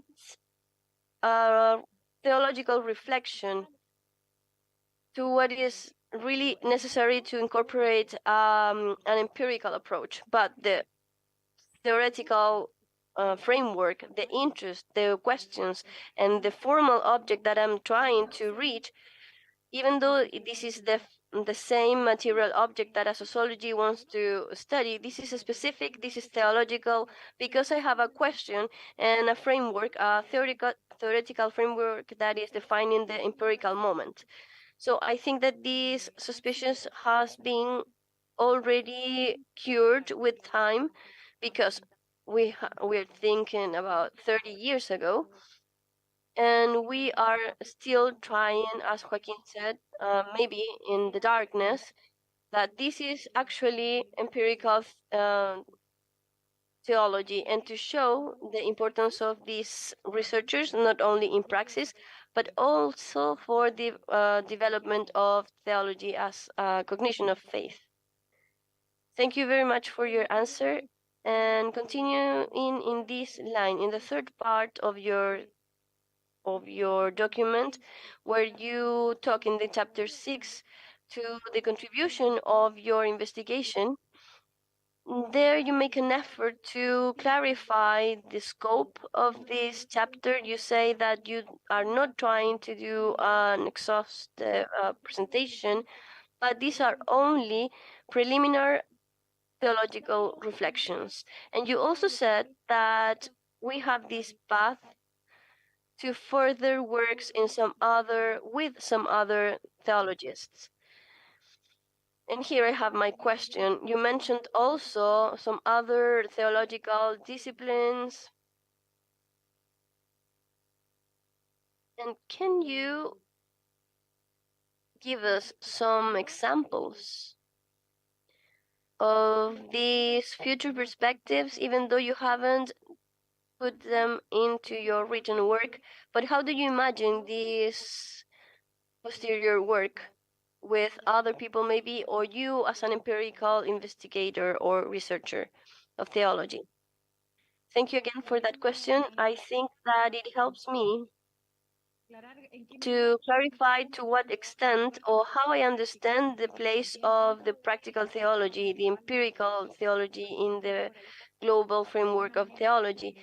And I think this is related to your question. As I finished my presentation, I am convinced that practical theologists and those that develop an empirical approach to the development of practical theology have the mission of studying the praxis in a methodological way to develop the theory of praxis and offering to theology not only a description but also a first reflection, an analysis, and this generation of knowledge of the theory of praxis.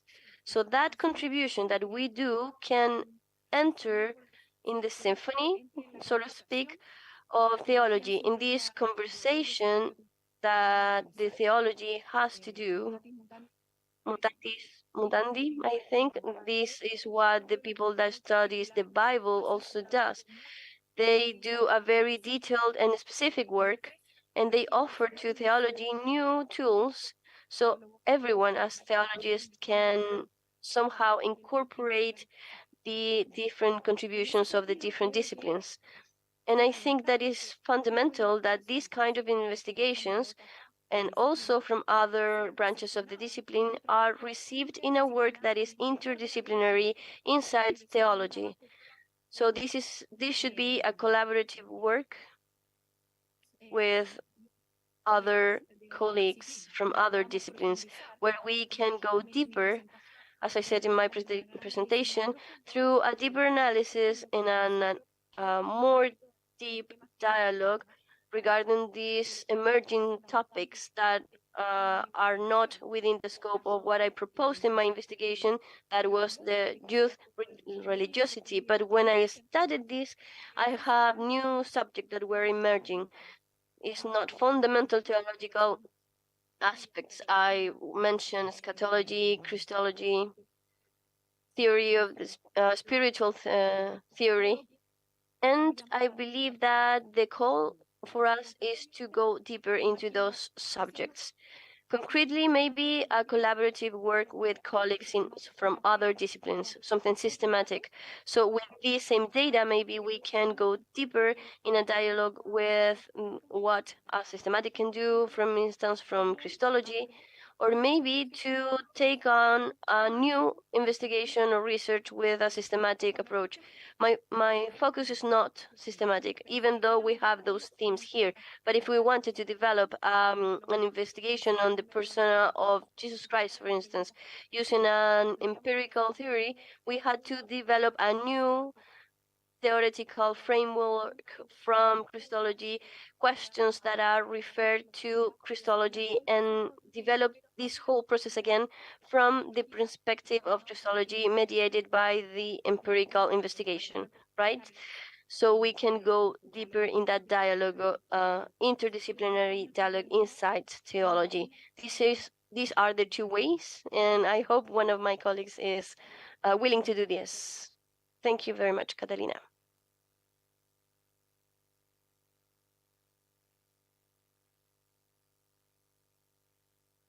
Thank you so much for this dialogue. And now we'll go to the last intervention by Professor Johannes First from the Bismarck University. The floor is yours. Yeah, thank you very much. My both questions I want to pose relate to methodical aspects. And the first question that I do have is, Catalina, you did research into Yao's religiosity, and you decided to use empirical methods, as we heard, both quantitative and qualitative. And as we all know, this methodical approach belongs to social sciences. In a more conservative view, reviewers could criticize that this doesn't fit well to theological sciences because it does not reflect on the divine. You know, Catalina, this is not my view, and I know it's not your view, but we all know that this kind of critic is already alive. So I have three little questions. Can you please explain us a little more precisely the theological value of the secular social world that corresponds with the use of methods of social sciences? Do we need social sciences only to find out something over religion? But is there a theological interest to do social, not religious research? And secondly, can you please reflect on the question if this approach, this methodical approach, could be an option for other theological disciplines too? Shortly said, is there an empirical dogmatic thinkable of necessary? Or is it only a concept of practical theology and pastoral reflections? And thirdly, does this theoretical concept have a contact to the history of theology too? Not only to related to a modern concept of theology, but is there a contact, a relationship to the history of the traditions of theological research able? In other words, can we find similar approaches in the tradition of theology? Okay. Three very interesting questions. I will try to tackle them, all of them. If I forget something, please feel free to remind me. Regarding the first aspect of your question, I would start highlighting that for theology, at least for Christian theology, I think that this differentiation between the secular and the religious cannot be strictly defined because of our understanding of the presence of God in world, in history, and in experience. working there and even inspiring the world, our life, our experience, and our history, every so-called secular social world or phenomena is somehow or can be understood as a theologically valuable phenomenon. Insofar we believe that God may be found in this phenomenon. And therefore, I think that from this perspective, the theological value of secular social world is for us evident. Of course, the approach to this kind of phenomena that for other disciplines can be and usually are understood as mere secular phenomena is different, because we start, as I already said, from other pre-understandings when we approach this phenomena. But as I already also said, if we take seriously the theological understanding and the statements of the Second Vatican Council, but mainly the biblical understanding and the first centuries of Christianity, that God was present in history and self-communicating and even revealing itself in history and in very concrete events, then it is for us also, or should be, our history now also from a very high theological value. And that's the conviction that stands behind my research as a theologian. The second aspect regarding the possibility of thinking an empirical dogmatic, I would say that at least I believe that it is possible to approach dogmatic or topics that are usually developed by dogmatic theology or systematic theology. As I already mentioned, answering Virginia, I think they can be approached using empirical theology and with the participation of practical theologians to help in the methodological approach to this specific phenomenon. But for example, and going back to the example of Christology, if we are interested to understand how Jesus Christ is understood within the Christian tradition, it is not only necessary to look, so to speak, back to the Christian tradition, to the traditional texts of the church, but it is also necessary to look how Jesus Christ or other aspects of Christian tradition are or today understood by Christian communities and by people, by believers. And therefore, it could be thinkable, at least, the development of an empirical research that deals with traditionally dogmatic topics, as Christology, eschatology, or others. And I think it is possible. The challenge would be if a dogmatician would like to do this, would have to develop the competencies, the empirical competencies to do so. So I think it is more thinkable to do it in collaboration between dogmaticians and practical theologians. But that is a methodological challenge and also a disciplinary differentiation between areas within theology. And regarding the relationship or the contact of empirical research within the history of theology and traditions, I find this question very interesting because it helps me to highlight that it is also not novel for theology to work based on experience. Theology has always developed based on Christian experience or the experience of believers, expressed in very many different ways, expressed in texts, expressed in celebration, expressed in behaviors, expressed in words and reflection with ideas, but always at the base of the different objects of theology or sources of theology, there is human experience, through which God is revealing himself. And in that sense, we can look back, for example, to the realistic school within theology that has always worked with this and within philosophy that had always understood that every process of knowledge, with also theology, it is only possible somehow through or based on human experience. No? The novelty of empirical theology, I would say, is the methods used to approach current experience. But the fact that the experience has always been there and been the base of theology, I think it's not something new. It's been there for at least 2,000 years. Yes, thank you very well. If there are a few minutes left, I have a second short question. Go ahead. Yeah, thank you.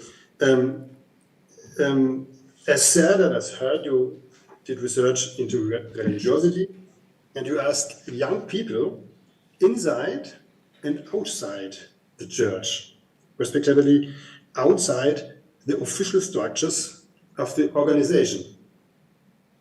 And you used inside and outside the church the same research objects, the same questions, and the same methods.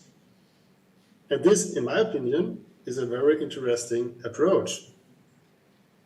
Catalina, can you please explain us the theological rationality, the theological meaning of this approach, the same inside and outside the church? And can you consider with us if this rationality could have an impact to a new ecclesiology, a new thinking, a new understanding of church? Just a moment.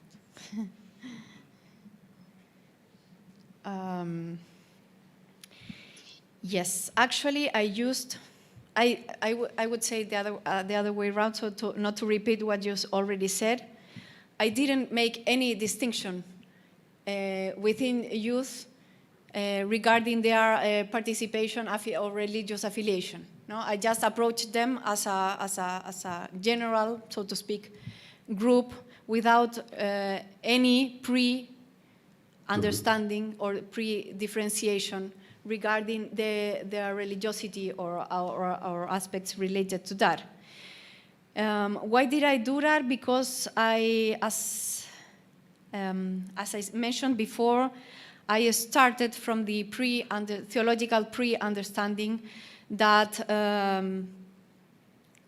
the relationship with transcendence does not occur only within the limits of religious institutions, that God's presence is not only possible to be found within religious institutions, and therefore I had no reason to make this differentiation a priori, so to speak. Of course, I can differentiate now within my results if Catholics have a particular characteristics when compared to those that said that they had no religious orientation, for example, or religion. No?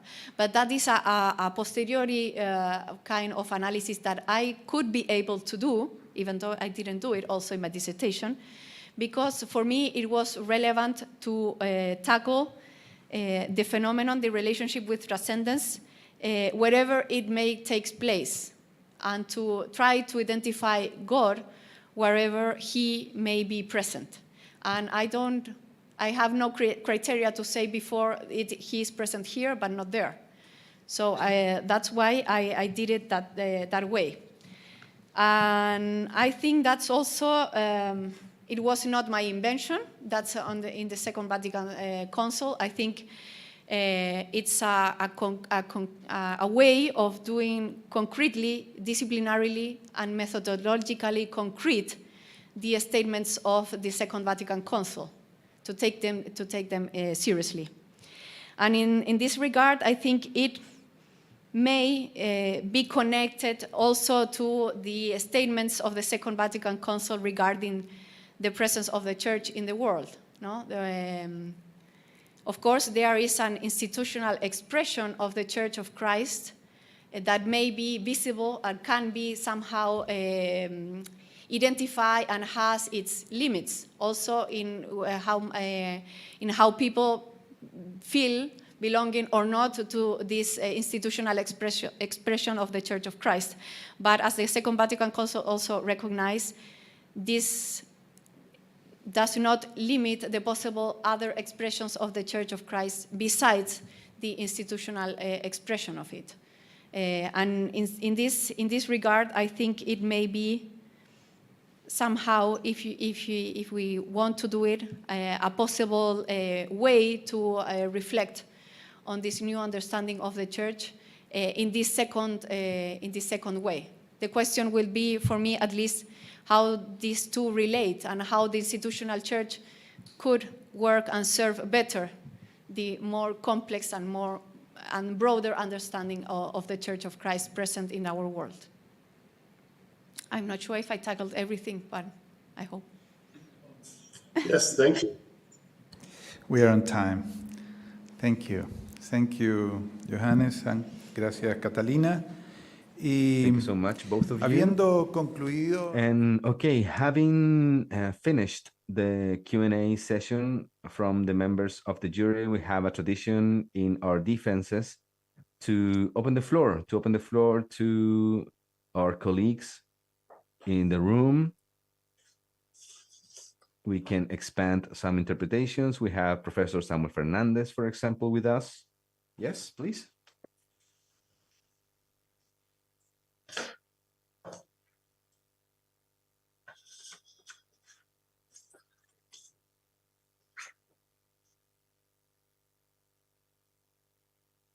Yes, you have to use the microphone, otherwise he won't be able to listen to you. So please.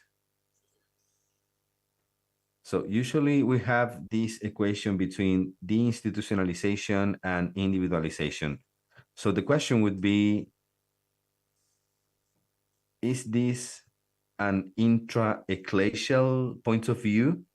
Because if we avoid the ecclesial, we become individualized in the sense that we may have a community character in all of this, or maybe an interpersonal character without relating to the church. Thank you so much for this question. I'm using both concepts, even though I'm using them together. Not because they are synonyms, because actually they point at a phenomena which is configured by both processes.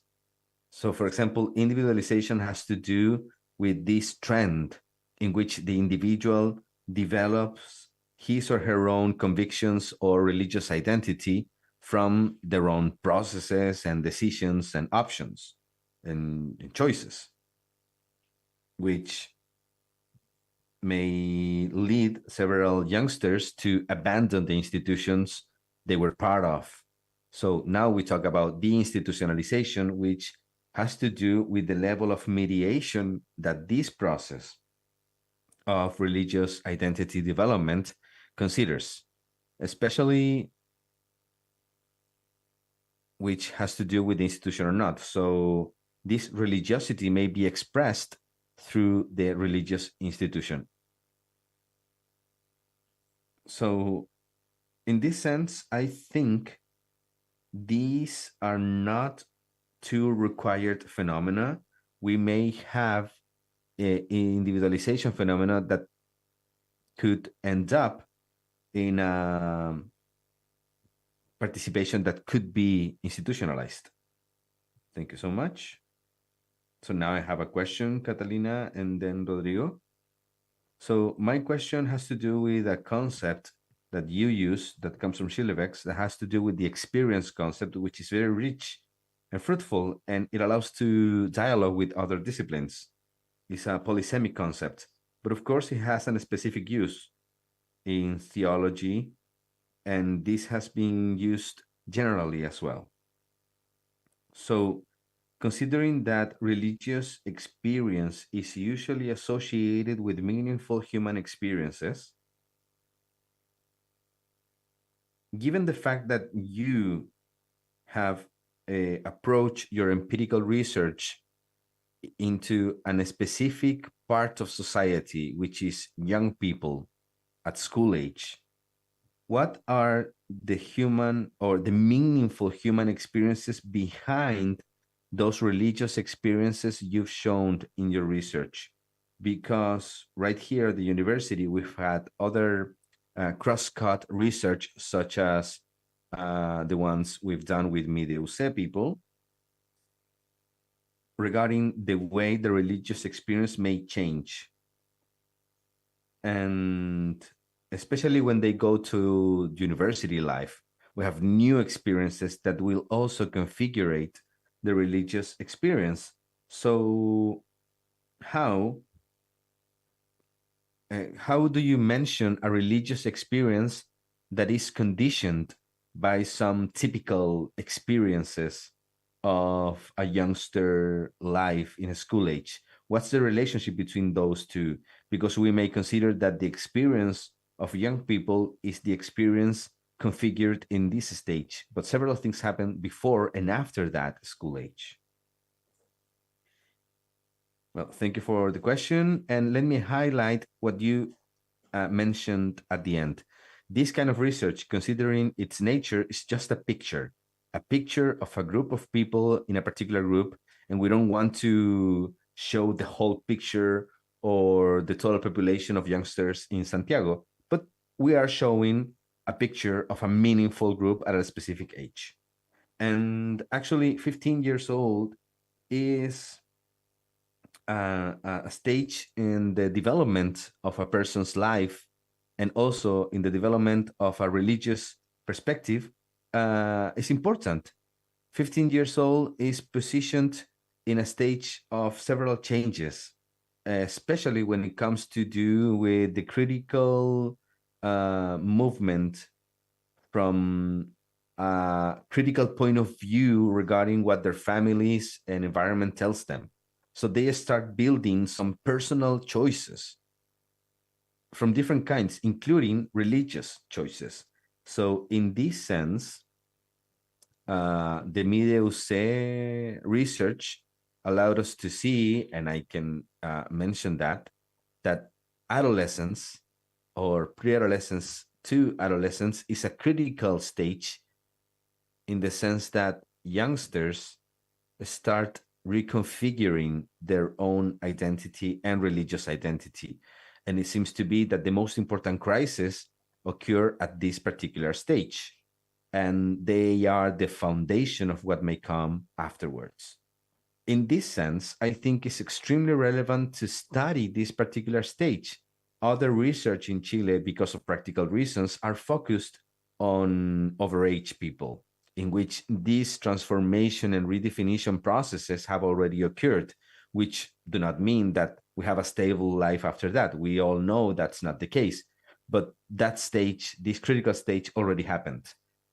Regarding meaningful human experiences behind religiosity, well, adolescence, it's a meaningful human experience, but at the same time, I would also mention 4 things that came up on my research that could be added to some traditional philosophical issues, such as the meaning of life, or what's after death, or where I come from and where do I go to.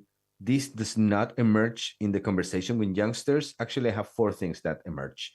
First, vulnerability or risk experiences, feeling at risk, or feeling in need of, or feeling vulnerable, maybe a robbery or maybe a test. Those situations were experiences that generated the conditions in which young people relate in a more explicit and aware way with the religious or the transcendent. Death is another thing, not explicitly, but of course, they have a lot of references to the deceased relatives. So this is a way in which they explain and connect to their death and to their relatives. And then 2 other things. We're talking about limit or critical vulnerable experiences, for example, sexual abuse, which are not representative, statistically speaking, because they were not mentioned that much in the general population, but from a qualitative point of view, these critical situations such as sexual abuse or drug abuse and frustration because God is not capable of actually doing something about those things, this is also fundamental for the religiosity of youngsters. And last but not least, when I explicitly asked them about what was the most important thing, it has to do with the power abuse in the Catholic Church. And for them, that's the reason to modify their own religious experience above all things, above death, above disease, above critical experiences, above all. So I think that's a huge thing, because we're not only talking about the institutionalization, but also the fact that they decrease or have a reduction of the religious experience. Thank you so much, Catalina, for your work. I've paid a lot of attention. It's great. And my question has to do with the results of your research and in general, also about the method. Do you think what you've gotten, the results, are only adding up new elements to the systematic theology, or are they critical? Are they actually criticizing other points of view? Are we just adding, or is this a more critical research, especially towards other researchers?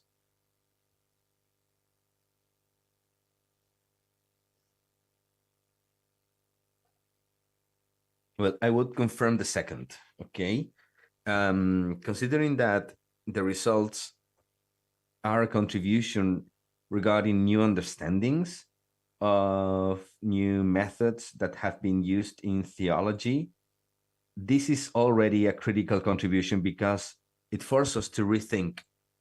And I've avoided, and I think I'm not in the position to say where this critical perspective will lead us, or what sort of things are we supposed to modify from theology if we consider these results.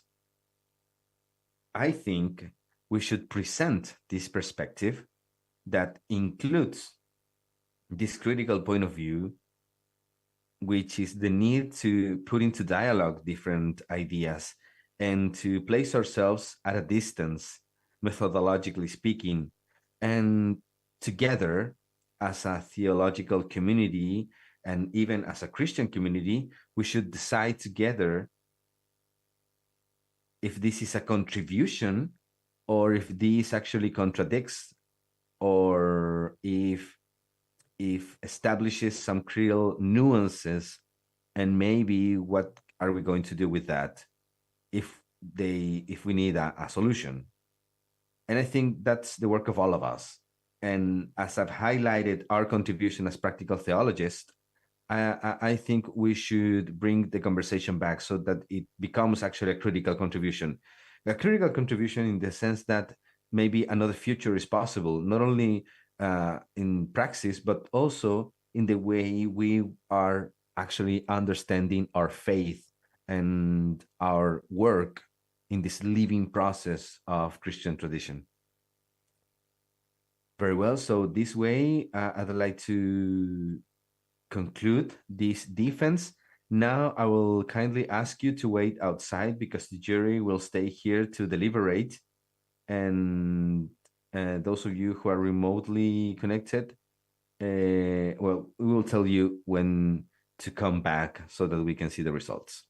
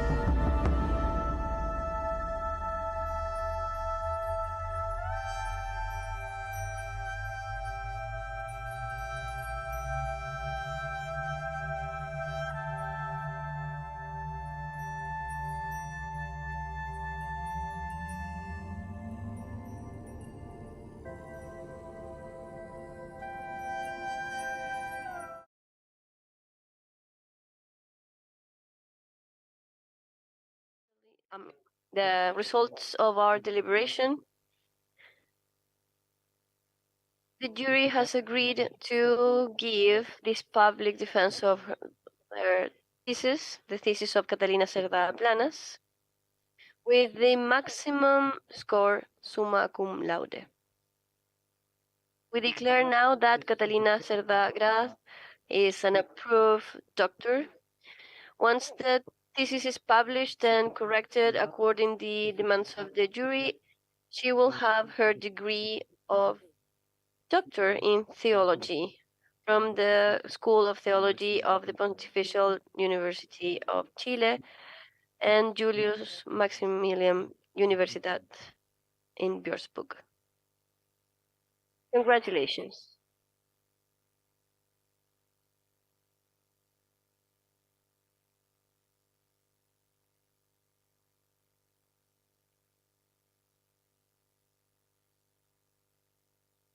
To finish this ceremony, we're going to ask Catalina to do her profession of faith. Now, if you allow me, I'm going to stand up.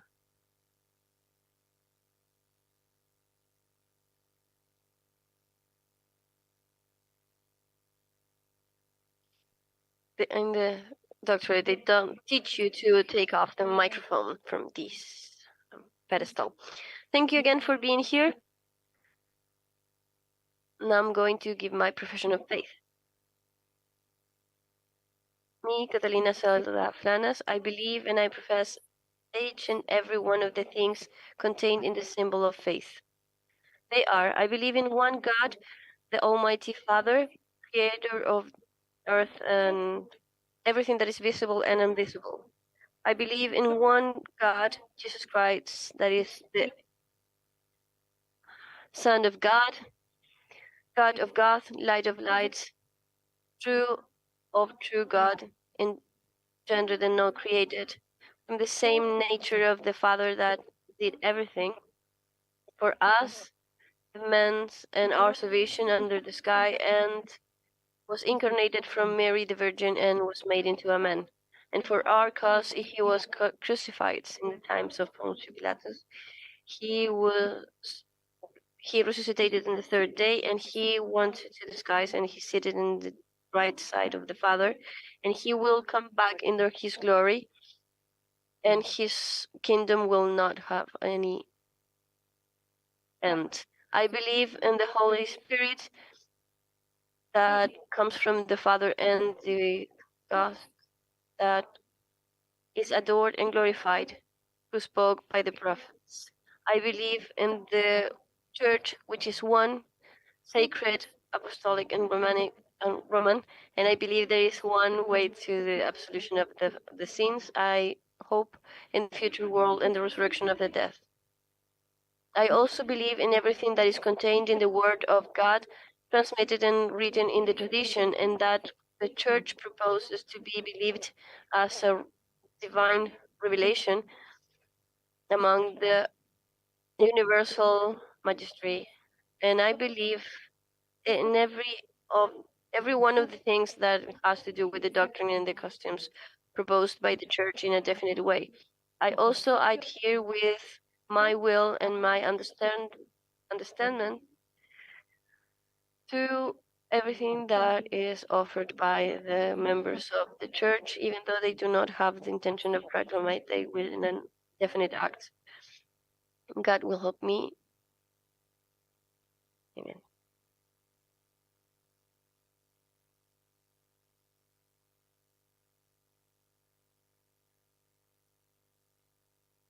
Please write down your name down in the document and the signature of the dean at the end. Thank you all very much for being here today, especially Francis and Vincent and Johannesburg, that from their countries have followed us with lots of patience through the screens. You will not be able to be here to share this coffee break that we have now, but we will be thinking of you and we'll have you in our hearts. Thank you. Congratulations. You're all invited to the main hall. We will have a space there to share our thoughts.